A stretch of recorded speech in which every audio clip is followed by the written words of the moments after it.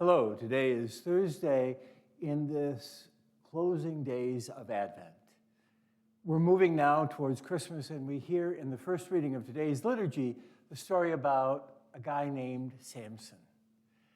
He was one of the early judges, and in between the time Moses brought the people to the Promised Land and God chose Saul and then David to be king over the people of Israel, for 200 years, God raised up charismatic leaders called judges to lead the people. They were both men and women. They were from different tribes, but God chose them and gave them his spirit in a way that helped them to lead God's people in times of trouble. And it's an interesting story, the Samson that was born. He was one of those miraculous births.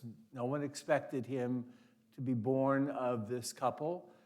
And yet, he grew up to be a strong man. In fact, I love the way they describe him in the book of Judges. He was a wild ass of a man. Not exactly high praise, but it kind of tells us a little bit about his character. And he fought with the Israelites against the Philistines who kept trying to oppress them. And along the way, he became enamored of a woman named Delilah, who, it's one of those love stories in the scripture that has attracted the art and artistry of people down through the centuries. There have been paintings and even operas about Samson and Delilah. Well, Samson reveals the secret of his strength to Delilah, who betrays him. And in the end, Samson would end up rescuing his people despite all of these things. In the gospel, we hear about John the Baptizer. Like Jesus, the birth of these two were announced by the angel Gabriel. First to John's dad, Zechariah, and then 3 months later, Gabriel would come to Mary. Zechariah would doubt. Mary would say, "Behold, I'm the servant of the Lord." And I find that interesting because God does amazing things. God does amazing things in people like Samson and even Zechariah.